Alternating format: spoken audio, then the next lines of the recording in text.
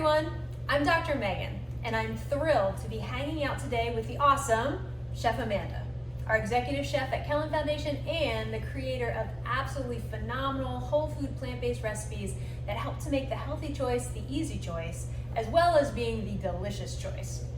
Now, at Kellyn Foundation, we are excited and honored to stand with the True Health Initiative, along with countless scientists, environmentalists, health professionals, food activists, and citizens around the world in supporting the hashtag No Beef Week Challenge from April 18th through April 24th.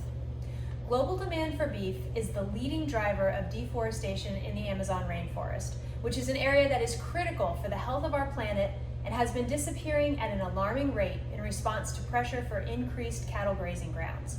Now, satellite imagery highlights the ongoing devastation, which is leading scientists to predict that half of the rainforest may transition to savanna over the next few decades, which will have devastating consequences for regional weather patterns as well as climate change.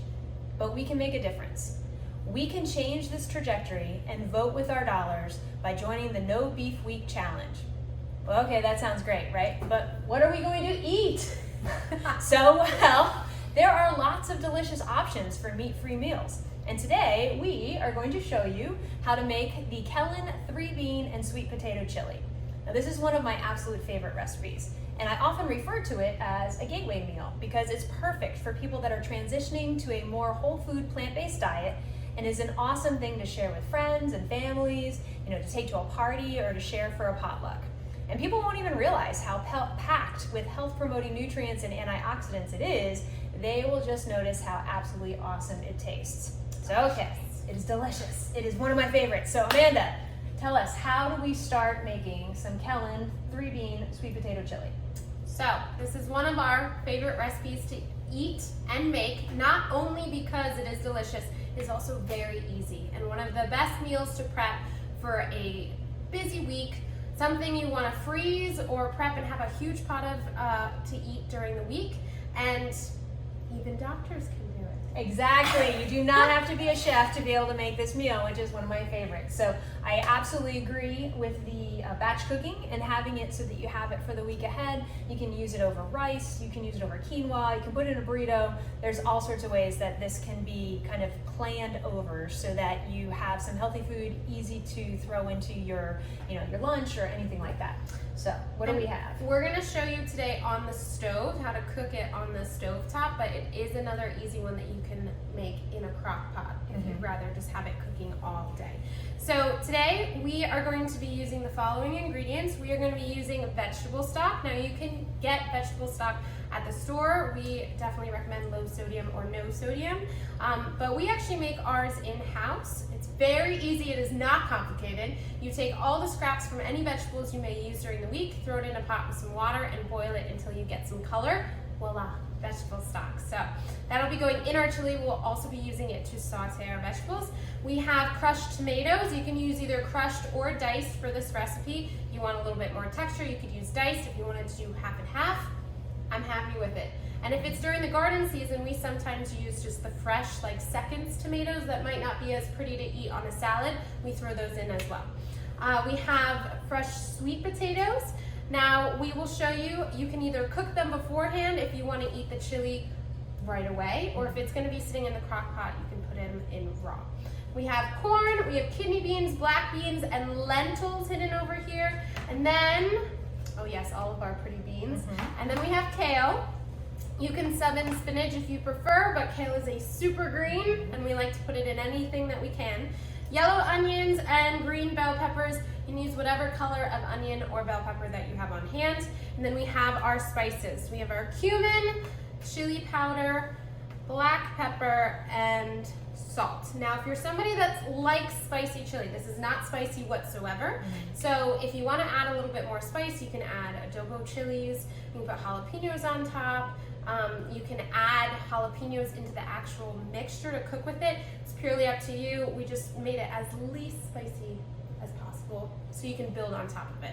So I'm going to put a little bit of veg stock in my pan while I'm cutting up my onions and bell peppers. Now, if you do want to use extra virgin cold pressed olive oil instead of vegetable stock while you're cooking this, totally fine. We are just using veg stock. And then I'm going to be cutting onions and peppers, so you have to talk about all the nutritional benefits while I'm doing that. Absolutely. Well, one of the things that we often hear is that eating healthy is too expensive. And we wanted to just share that this recipe, besides being super healthy and delicious, is also really, really cost effective. So with what we are making, I believe you said, Amanda, this is going to make 10 servings? 10 1-cup servings, and you can easily feed a family of 4 and then have tons of Leftovers? Yeah. And so per cup of this chili, the food cost is only 45 cents per cup. So a lot of times when we think about, healthy food not being as cost effective as going out to fast food, if you cook it yourself, especially with all these beans and things like tomatoes, which are really not expensive, onions are really not expensive, we can absolutely get healthy food, delicious food at a really, really good price point as well. So, 45 cents per serving, not bad at all. As far as some of the other things that we have here, we're putting in our onions, which are fabulous for flavor, but are also really good for antioxidants. It adds some more fiber into the chili. It makes it so that we don't have to use as much salt because we've got the flavor from the onions. So onions are great for heart health. They're great for cancer fighters. Getting onions into your life every day as much as possible is awesome. Some of the other things that I really love about this chili is the sweet potatoes. So sweet potatoes have a lot of fiber, so that's going to make you feel full. But they also have a lot of vitamin A, and they really add a great flavor to the chili. So adding sweet potatoes in definitely adds something extra into it. Yeah. And then we've got our 3 different types of beans, our black beans and our kidney beans and our lentils. And adding beans into your diet is one of the absolute healthiest things that you can do. There's places in the world that are called the blue zones. And the blue zones are places where the whole population kind of lives longer than average. They're like longevity hotspots, places where there's a higher percentage of centenarians than any place else on the planet. And in all these different blue zones in the world, beans are a foundational part of their diet. Unfortunately, here in America, we do not get anywhere near enough beans into our diet. So anytime that you can add beans in, you're adding a longevity booster. It's great for increasing fiber, it's great for B vitamins, and it has also been shown to really help with keeping weight off of your abdomen, that visceral fat that we don't like. So getting some beans in any place you can is great. Having these 3 different types of beans adds different texture, different flavor, and really makes the chili kind of like come alive. I'm impressed. That was good. That is what it does. That's good stuff. Now, I can't forget the kale. The kale is like when we go and talk to the kids in the elementary schools and the school garden programs, we're like, this is one of the healthiest things on the planet. And the more that we can get kale, which is a dark green leafy cruciferous vegetable, the better we can, the better our life is going to be, the longer our life is going to be. So putting kale into your chili gives you all that nutrition, but you don't even know it's there. So if you have people who are like allergic to eating green vegetables, kids out there, sometimes other people, adults as well, that are like, I don't want greens in my food. Put it in their chili. They won't even know that it's there, but they'll get all the health benefits out of it. Corn absolutely adds a little bit of sweetness, but I think the most important thing are the spices. Spices are the greatest way to pack antioxidants into your diet. And we know that chronic disease is often in this country a problem of inflammation, like chronic inflammation, low burning, things that happen within the body and just never really shut down and then lead to problems like diabetes, heart disease, hypertension, high cholesterol. A lot of that has to do with the food that we eat and the resulting inflammation that comes from that.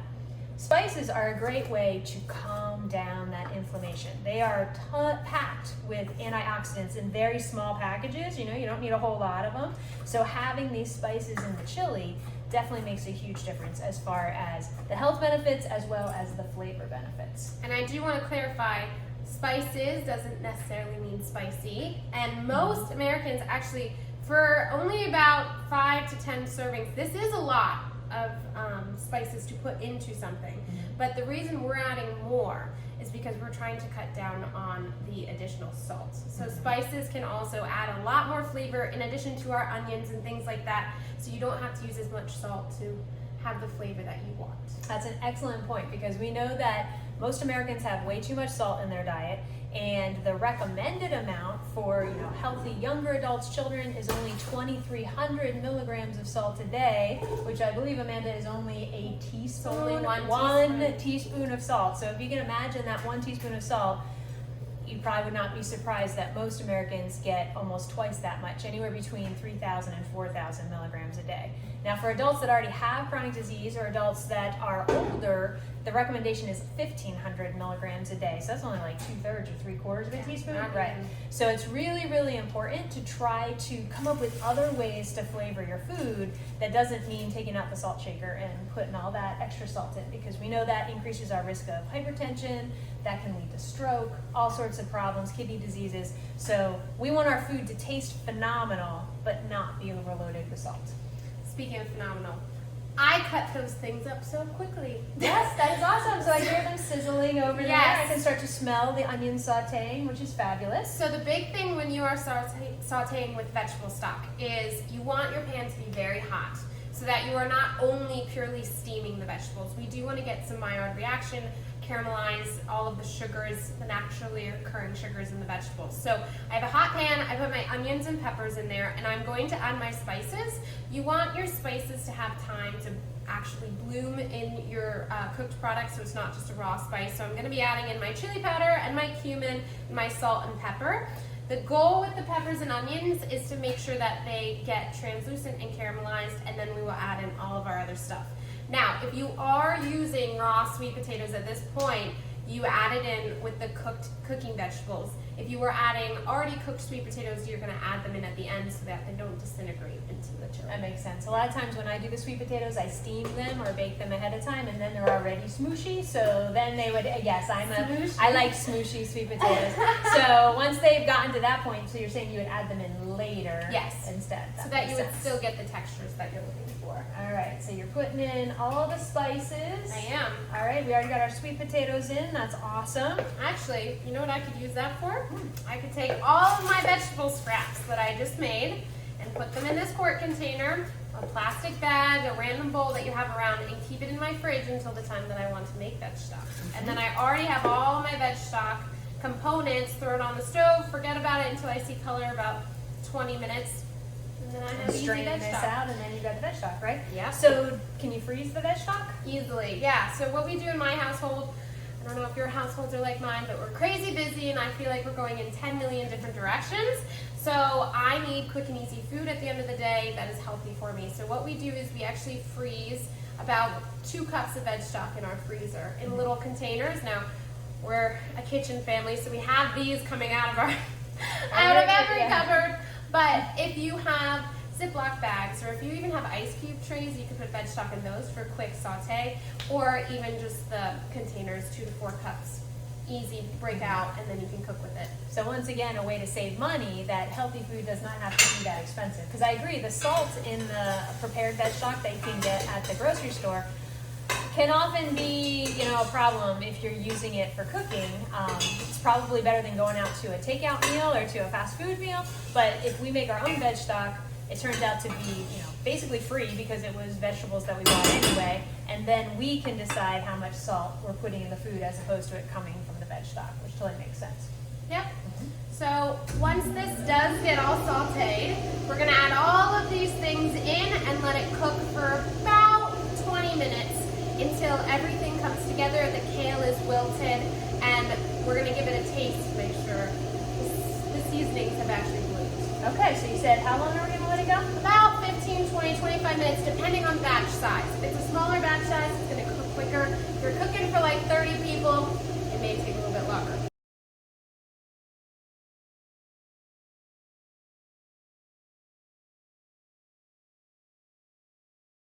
Okay, so we are back. The onions, peppers, and sweet potatoes have had a time to get not smooshy, like you were saying, but they have had a second to cook down, get softer. So now we are ready to add in the rest of our ingredients.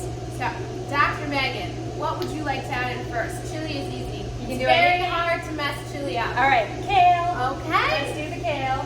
Kale in, add me something else. All right, how about some lentils? Those lentils are my favorite beans because you can buy them dry, they're very inexpensive, and they cook pretty quickly. quickly. How long does it usually take to cook lentils? Say about 20 minutes. Only 20 minutes. So much easier than the other dried beans. So lentils are my favorite. Black beans. Now, we did drain and rinse our beans. You can either soak your beans overnight, or if you're doing it quickly, get it in cans. And we like to say, try to get the less sodium or no sodium. So lowering the sodium is key. All right, those were our kidney beans. Corn. We bought frozen corn because it is great for a cheap, easy thing, and also it's delicious. There you go. All right, so we got, but when corn is in season, getting sweet corn and roasting it and putting in chili, delicious, right? Yes. I just don't want to cut it all off. There you go. All right, and here is our tomato sauce.